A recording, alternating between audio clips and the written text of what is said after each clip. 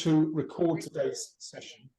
I will share this recording with you afterwards. So if you would like to catch up or share with any members of your team, then you've got the option to do that afterwards as well. I'll send this on to you after today's session. So thanks for joining us. Today we're going to talk about how do we create high-performing teams in businesses. And you will all have been working in this area yourselves. You've all got a vested interest in it. So some of the things we'll talk about today will be reinforcing what you're doing already in your businesses. Other areas, hopefully, just get you thinking. So today, I just want to create some space for you to have some time to think about what you're doing today and start to think about the approach you've taken and pick up, hopefully, 2 or 3 small nuggets that you can then take away and implement in your business. So that's the idea of this lunchtime session. And in particular, we're going to look at how we create a compelling vision for our organization, why that's important, or for our team. It doesn't have to be for a big organization, it can be for a team. And then how that links to leading high-performance teams and the importance of setting clear objectives, how we do that, and then how we review them and accelerate performance within our team. So that's the agenda for today. Quite a lot to get through in our kind of 45, 50 minutes or so. And then at the end, we'll have time for Q&A. So if you've got questions right now about leadership, about the way that you're managing your business teams, you want to share those with us, then we'll have a chance to open that up at the end of today's call. How's that sound? Okay. Great, perfect, thank you. I think many of you will know we're probably connected through our social media, LinkedIn, and through our business networks. But for those of you who don't know, so I'm Justin Lee. My background is in sales leadership, and then business leadership, and more recently, the last 5 years or so, executive coaching. And what I found throughout my career, kind of 30 plus years in sales leadership and business management, is that it's really easy for our teams and sometimes for us to kind of slip into bad habits, for negativity to creep in, for inconsistencies to creep in. And sometimes we need a recalibration or a reset. And that's a lot of the work that we do, a lot of these sessions you'll see today. It's about kind of getting back to some of the fundamentals and giving people the opportunity to reset, get back to the principles of high performance, start to think about how do we engage and get greater consistency in communication with our teams. And that drives performance and results. And that's the thing, is getting those early leading indicators in so that that's what drives the results and improvements in our business. And the last 5 years since I've been kind of coaching and working with businesses myself independently, I've also written a couple of books. So a book on sales, which has been very well received, and this year a book on leadership, in particular how to take a coaching approach to leadership. And that's, again, been very well received by businesses and by readers of the book. So if you haven't checked those out, do feel free to do so. They're available on Amazon, and feedback is very good. I'm just going to mute someone in the background. There we go. So I'd love to hear, just in the chat, if you would, what's your experience? Have you had formal or structured leadership development in the past? So if you have, just a yes. If you haven't, just a no. If you've done something different, just put it in the comments. But I'd love to hear what's your experience of structured leadership development. I found myself, while you're putting your notes in, I found myself in my first leadership position. I was in that for about 18 months before I had any structured leadership development. It was quite a different experience trying to lead without that structured leadership development versus having it. Leah, thank you. Many years ago at uni. Okay, yeah, thank you. Mark says no management training, so management training but not leadership. Great, thank you, Mark. Dawn says a long time ago. Rishi says no. Okay, thank you everybody. And it really does make a difference, but it's interesting because your results and feedback are very similar to the marketplace. So if we look at research studies that are done, there's lots out there, but one of the research studies shows that 61% of managers receive no training after a promotion to a management role. And of course, what gets people into management roles is that you've been a high performer, you've been really good at what you do, and you either take on a team or you set your own business up. But without that development, it can be really difficult. So hopefully we'll give you some insights today that were useful. And then of those people that do get management training, 65% receive no ongoing management training, which is probably more common than we realize. So leadership development is something that can be really valuable, and hopefully we'll start to give you some of those insights today, or refresh your memory if you've had some. So foundations of high performance, I like to think about it like this. When I've led teams in the past and you start to see people either drift off track or not really living up to their full potential, there are 3 things to kind of consider. The first of those is around psychology, mindset, and belief. So it's really important. This is like kind of performance 101. If someone doesn't believe they can perform at a higher level, they just won't even make the effort to try. And I've been in situations in the past where I've led very large teams, and we've kind of gone back through, skills training, system training, all sorts of different initiatives, and a number of people in the team just didn't connect and pick it up. And what we found, circling back and getting closer to those team members, was actually it was a belief problem. They didn't actually believe they were capable of doing more than they were doing. And sometimes you have to push through that belief and really coach people to get them to see something different than they believe today. So psychology is a really important foundation for performance, not just for our teams, but for us as well. And then once psychology is in place and we revisit, review, coach, and continue to build and strengthen belief and confidence in our teams, the next area to look at are skills and skill development. So what are the core skills that our teams should become proficient at, that we should keep supporting them to revisit, develop, and grow?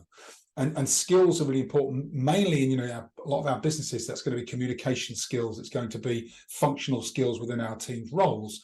But that skill development can be undermined if we don't get the psychology right. And then finally, we start to look at systems. So what are the things that our team should be doing and we should be doing on a regular basis, so that we put in structure and we systemize, so that we can then get that consistency across our teams and their performance. But both of these, in my experience, and I'm sure you've had the same experience, both of these can be undermined if we don't get the psychology right. So we have to think about these three layers. It's really important. Psychology first, then skills, then systems. And often you'll find that you're blending the approach of working on all three of these with your teams, and sometimes for ourselves, right? We go through tough right now. The economic climate is uncertain. It's a little trickier. We can all find ourselves kind of having those moments of doubt, maybe even creeping into kind of anxiety. And so for us, even sometimes we have to revisit that psychology and make sure that we are positive about our outlook, ourselves, and our businesses. So I'd love to hear from you around your current leadership challenges then. So what are the things that are coming up for you in your business today that would be useful for you to kind of check in on during today's session? Because we'll all look at the content from today through a different lens, slightly different lens, depending on what's going on. So I'd love to hear for you right now, what are the key leadership challenges that you're working on or dealing with your teams? And then I'll make sure that as they come up through this discussion, I cover them as part of today's session. So just if you can in the chat, what's the kind of key area of focus for you, or key challenge that you're facing right now leading your teams? And these challenges that come up in leadership are transitional for all of us. There's continually going to be something different that comes up throughout our teams, but there are moments in time. I'd love to hear what's happening for you at this moment in time. I can see a number of you are typing, so I'll just give you a moment to finish that. Thank you, Mark. Cost management and attrition while maintaining high quality. Brilliant. Thank you, Mark. So managing costs and that attrition in the business whilst maintaining high quality. That's really interesting. Thank you. Viviana says cost management as well. That's interesting. So Mark and Viviana have got cost management. Thank you. Leah, thank you. Probably a complete change of mindset for the entire team. That's interesting. Thank you, Leah. Sandeep, motivating the team to perform regularly. Okay, thank you, Sandeep. So that's about consistency. So you might see peaks of performance, but you want that frequency, that consistent, regular performance. Brilliant. Thank you. Okay, so we've got some great challenges that are going on in your businesses. Some similarities, but also some differences, as you would expect. But I guess the other thing to remember, I know we know this, but sometimes the challenges that we face here and now can really seem like they prevail. And the great thing is that as you address these challenges, something else is going to come about as a challenge as well. So it's an ongoing journey for us as leaders in our businesses. Okay, good. So I'm going to talk about some foundations around business, around how we kind of communicate and engage teams within our business. So you'll all have heard of vision, mission, and values. I just want to touch on these today because these can be really useful foundations for us in being able to set out what it is we're trying to achieve and what we want our teams to know about in our business. That's really important. And you'll have heard the statement around vision, and sometimes vision and mission can be confused. Sometimes they're combined, and that's absolutely fine. But if you look at the management principles, what they say is that a vision is about an aspirational statement of what your company, your business, or your team wants to achieve in the future. So we're not there today, but we want to get somewhere in the future. And the whole idea of a vision is that it creates a disconnect between where you are today and where you want to be in the future. And that becomes a pull towards something better. And that's quite important, because if we don't continually challenge ourselves and our teams to improve, then we can start to see complacency set in. So vision's an important kind of guideline for the future. And then we've got purpose or mission. And the idea of purpose or mission is about impact. It's about what we do today and why it's important to our customers, why it's important to our teams, and why it's important in our marketplaces. And that really does start to unlock a level of kind of engagement, and it ignites purpose within a business. It's really important that we try to consider how this affects and impacts our teams. And then finally, values are like the foundation. So the idea of the values is that they describe an organization's beliefs, the culture, and desired behaviors and actions. So values are foundational. And for leaders, what I've found in leading business teams when I've got these three components in place is that it's really helped me to be able to steer, guide, and lead the team and the organization. And not necessarily from a practical perspective, but from a kind of inspirational kind of hearts and minds perspective, getting people really tuned into the work, getting them to appreciate what we're doing as a business team, and through more difficult periods, getting them to kind of recognize how that connects with them personally and what the business is trying to achieve. And if we think about, I'm just going to go through those. Kind of in order. If we think about them individually, vision is about inspiration. It's about showing your teams and sometimes you where it is you're heading to in the future. It kind of tries to bring an entire team together towards something more collective, so they don't feel as if they're working in isolation. And it can really provide you guiding principles for team objectives, which we're going to talk about a bit later on in this session. And when people think about the future and they think the future is better than the past or the present, that can be really motivating and I guess provide a level of security for people as well. And of course, for us as leaders in our businesses, it supports the decisions that we make moving forward, knowing that they're going to join up with that future vision that we have for the organization. So these can be useful for us and for our teams. And then when we think about the mission for our businesses, the difference between vision and mission: the vision is the future, the mission is the kind of why and here and now. The mission is about creating passion. It's about getting people inspired about what they're doing today. And when we can help people to get clear on that, and I've got some examples that hopefully may be useful. When purpose or mission is clear, then work just feels more meaningful to people. There's an ethereal level to this where it just ignites people's sense of commitment and purpose. And when people know why they do what they do, rather than I'm just here to go through a series of actions, motivation is much more clear, and they get this ignition. And really what we're looking for is commitment and engagement, because these are all what we're talking about as kind of foundations for high performance.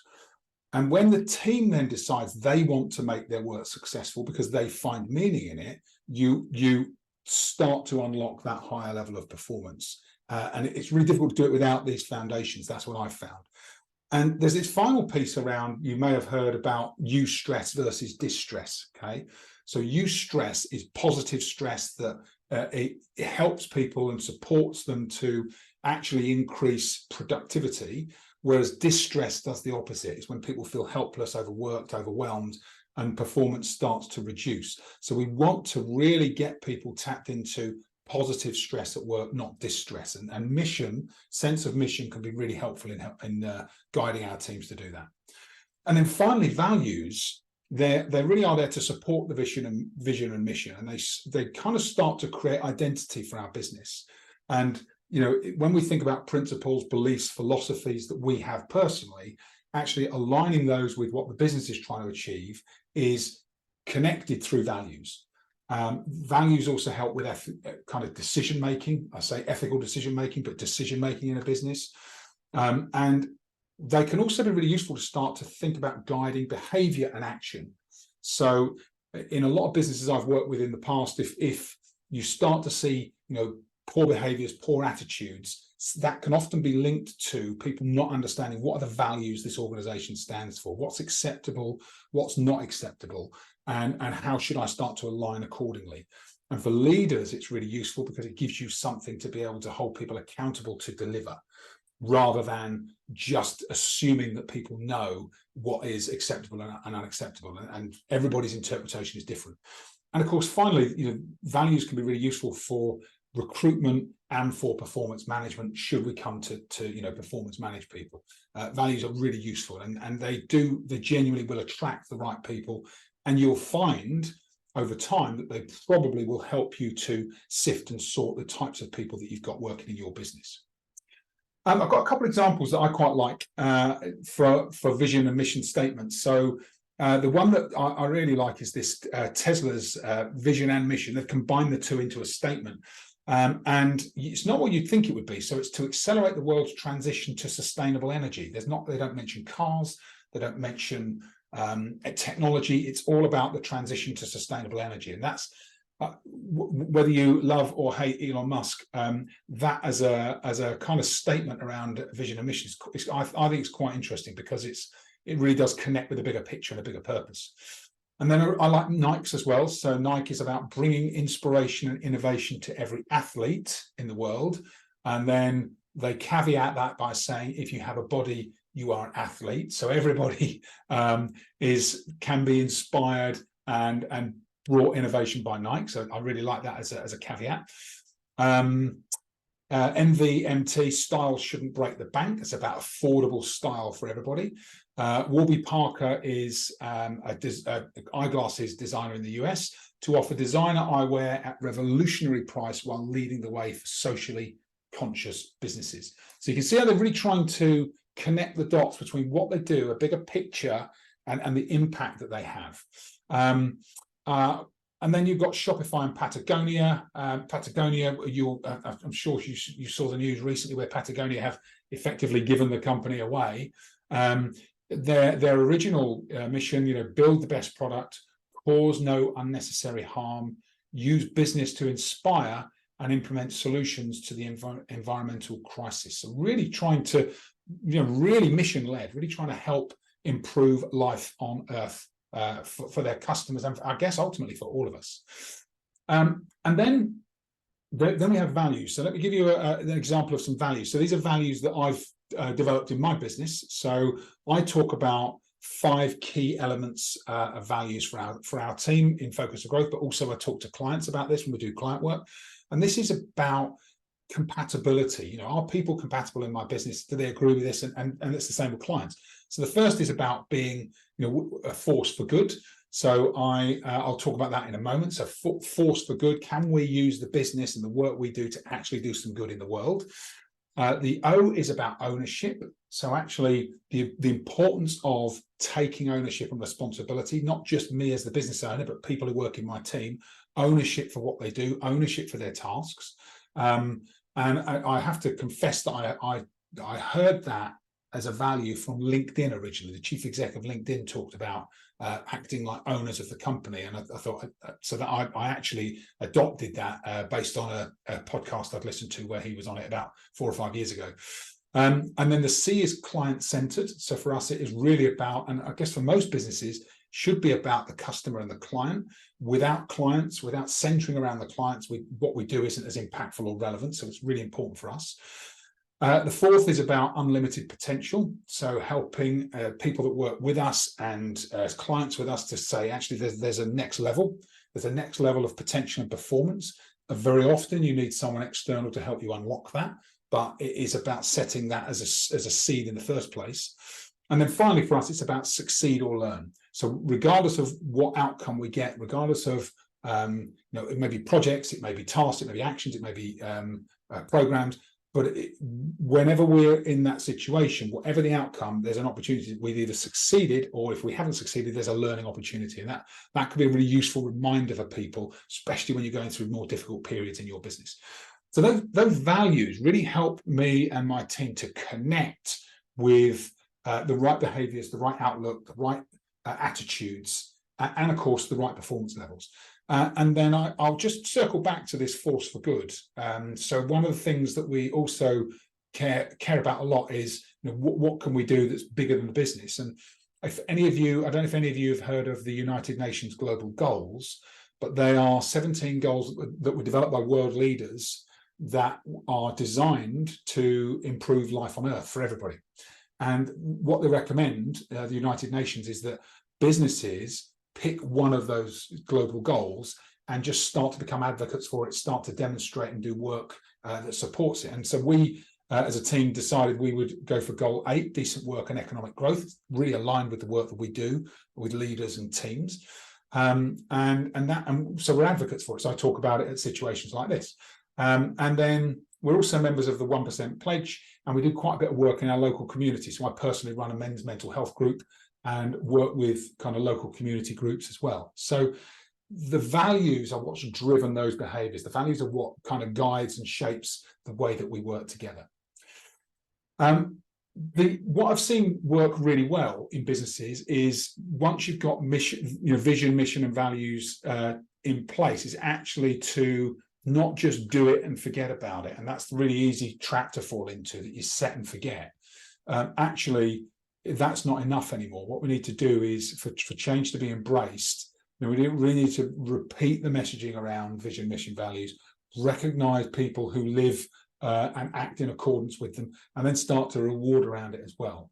And you'll have heard, what gets recognized gets repeated, what gets rewarded gets repeated and completely embedded. So there's lots of ways in which we should be doing this, but a reminder that when you get these foundations in place, they can be really useful. But if they become background noise and people don't have that connection association with them, they don't have the power that they can if you're using them on a regular basis. So first fundamentals in our business, whether you've created them yourself, whether someone else has created them and you're revisiting them, refining them and connecting them with your teams, thinking about where do these fit for your organization, where do they fit for engagement with your team that you're leading, and think about how you then instill them and embed them so they become useful for you and your team. So love to hear. That's kind of the first part of today's session. We're now going to talk about, once you've got that structural strategic piece in place, then where do we go to setting clear objectives and really inspiring high performance? I'll talk about that next. But before I do, I'd love to hear your thoughts on that, because you will have been thinking about your own business as I was walking through those slides. So just, if you don't mind, just drop into the meeting chat. What are you thinking in terms of what you might need to do about that with your team and your business?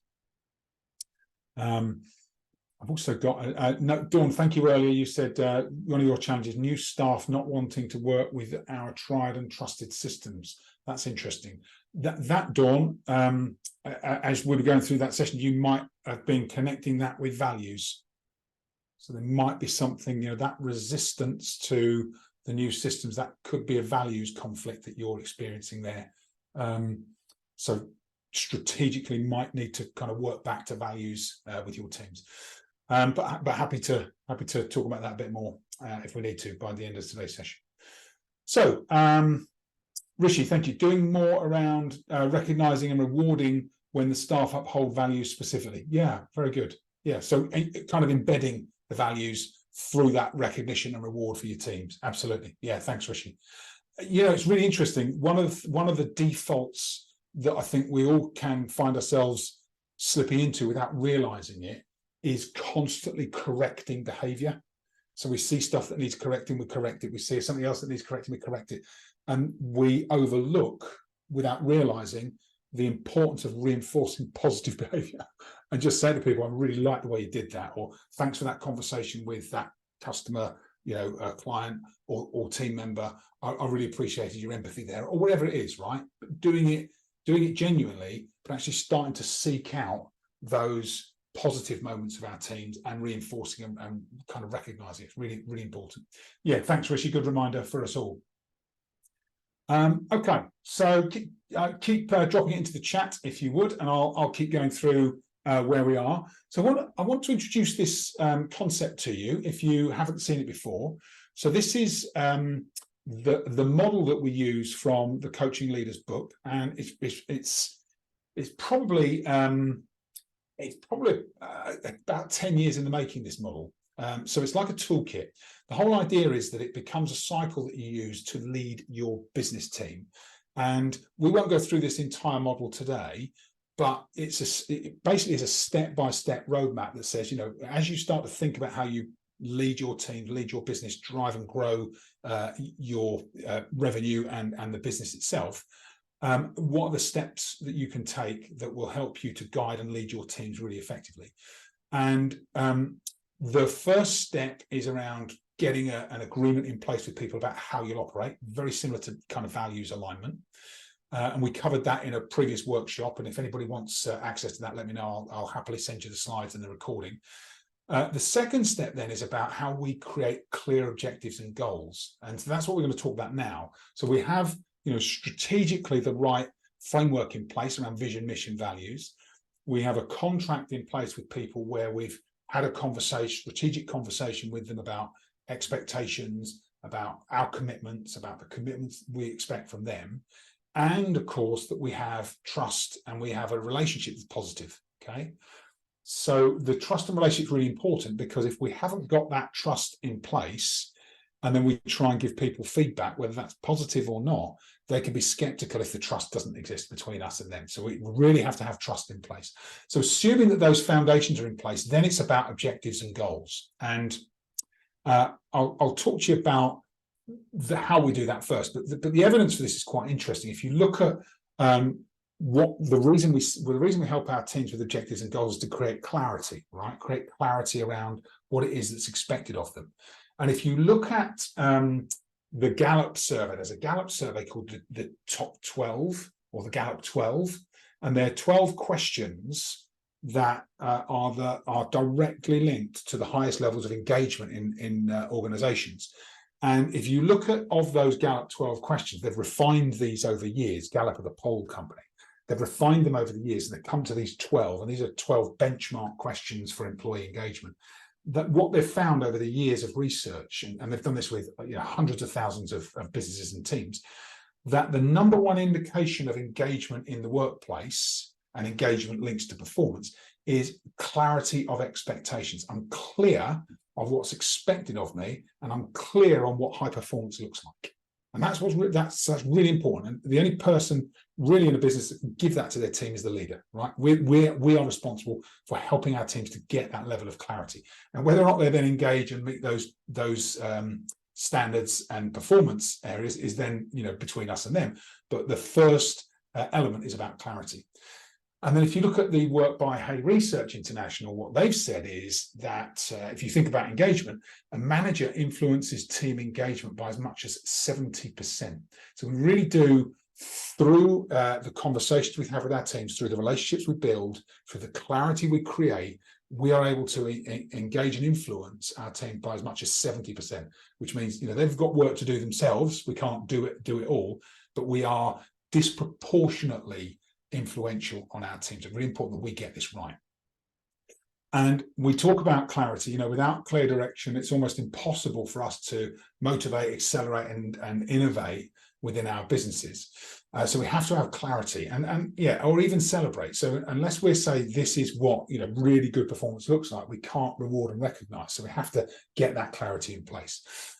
So I think about it like this, and I'll share a tool with you that I'll also send on to you after today's session. So we think about objectives and goals, and we think about kind of headline goals for that person within our business and making sure that they align with the overarching goals for our business. And then we start to think about priority results and action areas. And I talked about this earlier, thinking about leading metrics versus lagging metrics. So the leading metrics are the things that we do that deliver performance, and the lagging metrics are the results that people then enjoy, and our business enjoys as an outcome of those leading metrics. So priority, results, and action areas. And there's a really simple principle that I've used for a while now that seems to be, that's really effective, and it's talked about in the book. And it's, I'd like to say I developed it myself, but I didn't. I took it from the kind of Google OKRs principle, the objectives and key results. And what we think about is one overarching goal for our key team member, or even ourselves or our business.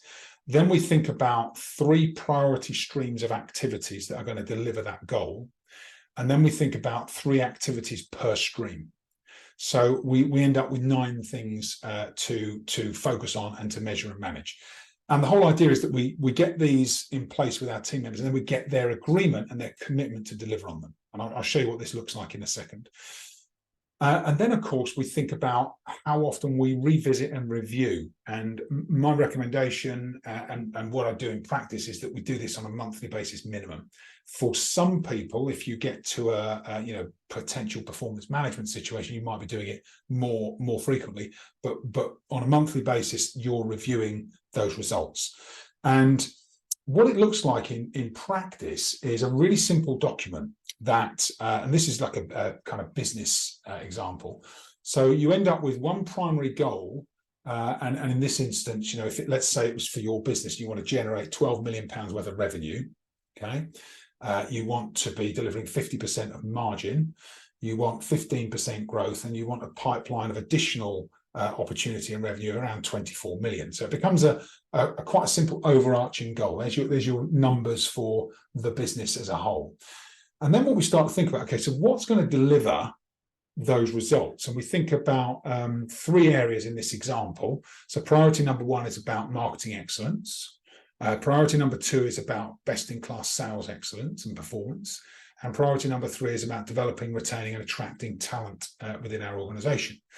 So then you kind of say, right, okay, so what about world-class marketing excellence, right? So we should be completing annual customer engagement surveys. We should be creating monthly marketing campaigns to generate leads, to nurture customers and relationships, and to promote online events or other things that are important in our marketing plan.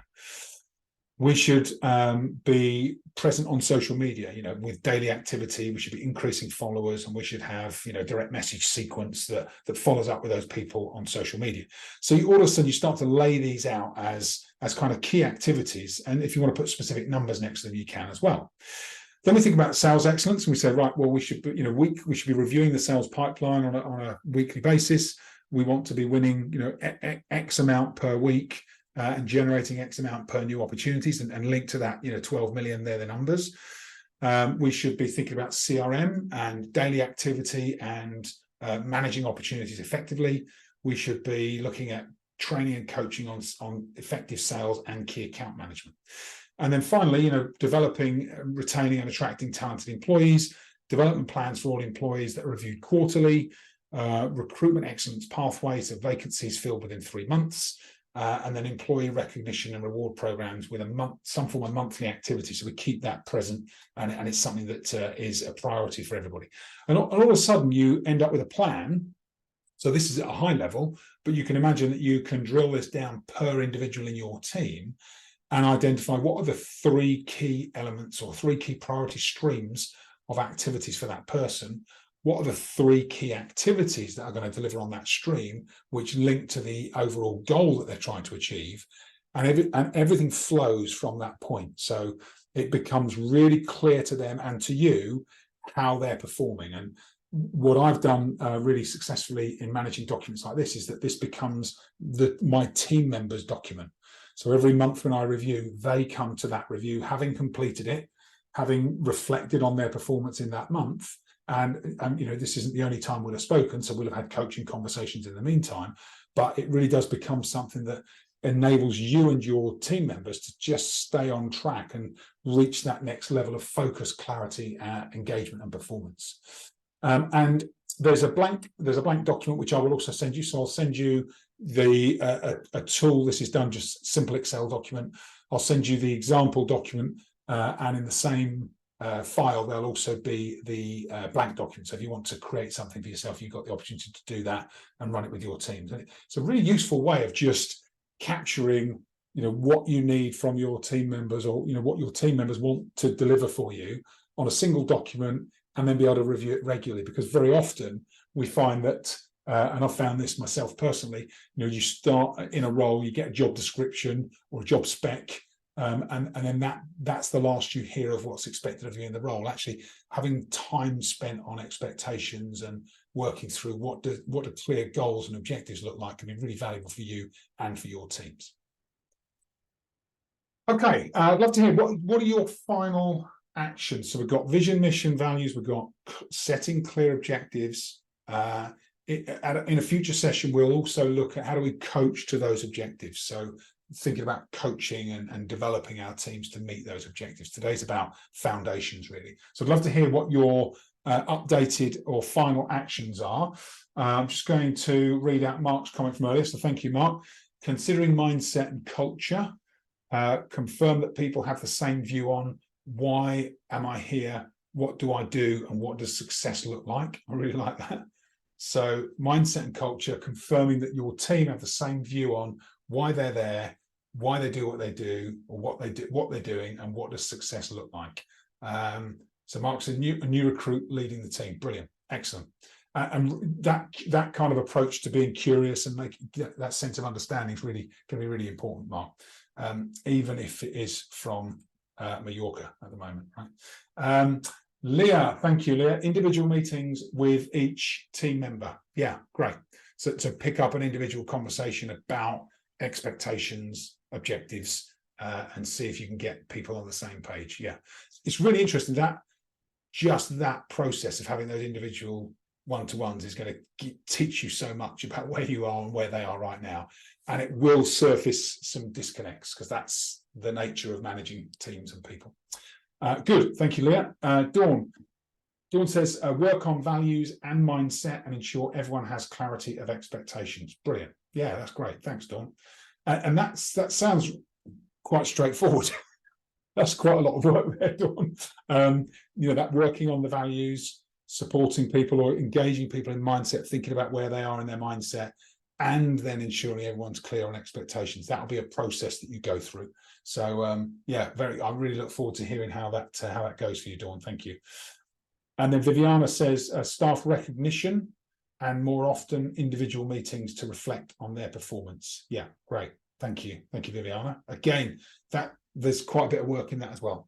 And it's the thing to lean into here is it's a cycle, right? So we don't do these things once and we kind of fix and create a high performance team. It's an ongoing process, and some people are going to need more reminders and reinforcement than others, and that's just the nature of business teams that we run, right? Some people will need more support, more coaching, more reminders than others. And there's a great quote that says, you'll be familiar with the quote, treat people how you want to be treated.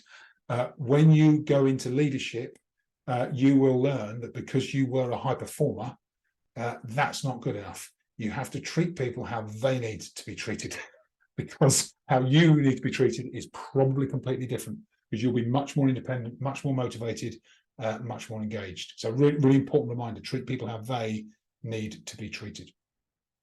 Okay, brilliant, thank you. I'll also share with you, I'll send these slides through, I'll talk you through the coach model. If any of you are leading teams that are engaging with customers, driving growth, we have this sales model. I won't go through it, but it's really, really useful. It helps you to kind of guide sales process and sales conversations. It's the model from the book, Inspire, Influence, Sell. I did write a book that was specifically for the kind of medical space. So there's medical, dental, Inspire, Consult, Sell, thinking about more kind of clinically led applications, because there is a difference. But if you're dealing with customers, Inspire, Influence, Sell is really useful. It'll be really valuable for sales teams just to start to piece together their sales process. And they get much higher kind of conversion rates, much better quality conversations with customers as well. Okay, so final thing to consider as you're going through your actions today. So thank you to those of you who kind of put in, what you're going to be doing with your teams.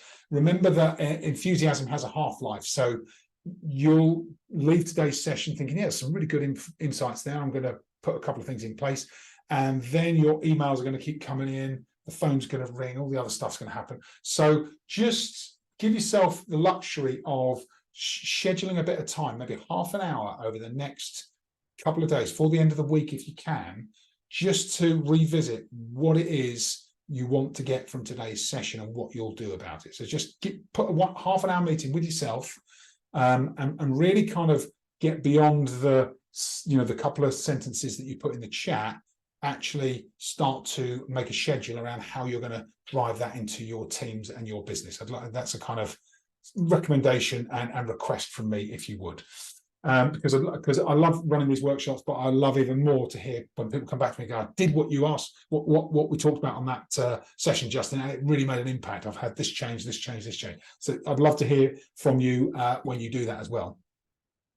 And you will find that there's this, you'll heard the other phrase, no plan survives contact with the enemy, right? I'm not suggesting your team with the enemy, but you'll have these good intentions and then you'll start to do some stuff and you're like, well, that didn't go how I thought Justin said it would go. So if that happens, don't panic, stay the course, try again. And if it does happen and you would like to talk to me about it, I'm just going to pull up my calendar link. Then do feel free to drop me a note. I think you should all have my contact details, but I'm also going to put in the chat here my link to my diary. So this link to my diary, if one of the things that I do that I really quite enjoy actually are strategy sessions with business owners. So you'll see, I'm just showing you where that links to. So you'll get this 45-minute kind of strategy session, and you'll see next one for me would be Friday morning. I think, yeah, Friday. I've got some time Friday morning. After Friday morning, then it's going to be next Monday. But if you would like to talk about your business, what you're experiencing, and have a conversation about how you can start to implement some of these ideas and other ideas, I'd love to kind of offer you a free strategy session. It's not for everyone. Not everyone kind of feels that need, but if there's stuff that's specifically going on in your business today that you think this isn't quite as straightforward as I'd like, those tougher puzzles are what we really like. So what we do in a strategy session is kind of 3 parts to it. Where are you now? Where would you like to get to in 12 months, whether that's with your team or your business? What development do you think is going to get you there? Because very often it's about how we develop ourselves to make that change and break through. And then is there a way we can help? And actually often those first 2 steps is all it takes. Once you've got that, okay, yeah, that's actually unlocked a couple of things. But if there is something we can do, we're obviously happy to talk about that. But really it is about kind of helping you to get that kind of shift in thinking and the breakthrough that you need to get to the growth that you're looking for in your business. Okay, I feel like I've talked non-stop. Probably because I have. So we're at just after 1:45. I'm going to open up the call now. I'm going to stop sharing my screen. I'm going to open up the call for questions, just in case there's anything that we haven't covered that you wanted to, or that anything that you'd like to ask might be completely a different topic. But I'm completely open to it. You can either drop them in the chat if you've got questions, or if anyone's feeling brave, you can come off mute and you can just fire away. Time up to you. Who's got the first thing they'd like to talk about? Okay, thank you, Leah. So Leah in the chat, what do you do when negativity spreads within the team? Great question, Leah. So my personal view on that is it's a kind of there's two things, right? There's a values conflict or issue because people are not acting in accordance with the values that you have as a team, because no team would have a values in place that was spread negativity, right? So it's acting in direct conflict to your team values. So that would be something I definitely look to kind of revisit with the team. Let's have a conversation at a next team meeting, or when you're together as a team next, let's talk about the values and principles and the standards that we agree to as a team. Okay, really important. Get everybody on the same page with it. And in fact, last week's workshop, we talked about two elements, and actually these two are relevant to your experience, Leah. So the first is what we called creating a team contract. So that is like a values alignment exercise. So getting the team together, talking and asking them questions about how you will work together, what standards you will uphold, what behaviors you want to see from each other, attitudes, and getting agreement on it as a team. It's like a working exercise. In my experience, takes between 60 and 90 minutes. And then it's about revisiting that on a regular basis, because once you've got that in place and everyone's agreed it, you keep revisiting it, so that when negativity starts to spread, you can very easily address it by just reminding everybody what they signed up to. That makes sense. Then the second thing we talked about, and it was at the start of that coach model, the C, I talked about contracting. And that's about having a contracting conversation with everybody one-to-one. So talking with each member of your team during your next team reviews about the same thing. So the way that you'll work together, the standards, the principles, behaviors, attitudes, and how they'll go about their work. And it's a two-way street. So it's an opportunity for you to make your commitments to them, and an opportunity for you to ask them for their commitment to you and the team. And it's really important, because that creates like this anchor point. Once you've got that agreement, once you've got agreement in principle with each member of your team, that we don't do things like that. We don't spread negativity. We don't criticize people. We are supportive of people. We have a positive attitude and positive outlook. We always look for the opportunity in every situation. Once that becomes something you've agreed, when you see behaviors and attitudes that are misaligned, you are well within your rights to pick people up on it. In fact, it becomes your responsibility to do that. So all of a sudden you create the opportunity to correct those behaviors. So sometimes you might find, Leah, that you have to take a step back to move everybody forward. And that step back is contracting at an individual and a team level. Does that help? Yeah, good. Thanks, Leah. Thank you for the question. And I know I've been through that myself in teams that I've managed and led, and it's not an easy place to be. So, but it does take, for me, it's almost like a reset. You have to reset where you are today. So, but great opportunity for you. Great opportunity for you. Doesn't feel like it in the moment, but you'll see in the future it's a great opportunity. Thanks for the question, Leah. That's great. Glad that helps. Okay, any more? Any other final questions?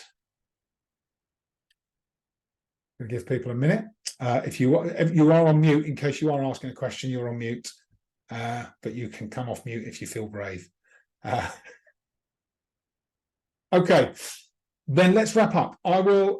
Yeah, brilliant, Dawn. Thank you. No, thank you, Dawn. Thank you. That helped me to have to leave. Great session. Thank you, Dawn. Thank you, everybody, for joining me. I really do appreciate you investing your lunch hour for this workshop. I run something similar most weeks, so I'll be in touch. If you want to kind of look at future workshops, do feel free to drop in. If you'd like that strategy session, just click on the link, and I'd love to meet you one-to-one and have a kind of more in-depth conversation about what you're going through, and if I can help, I'd love to. Brilliant. Thank you, Viviana. Thank you very much, Leah. Thanks, Rishi. Thank you, everybody. Great to see you. Enjoy the rest of your week, and hope to see you again soon. Thanks, everyone. Pleasure. My pleasure. Thanks, everyone. Take care. See you soon. Thank you.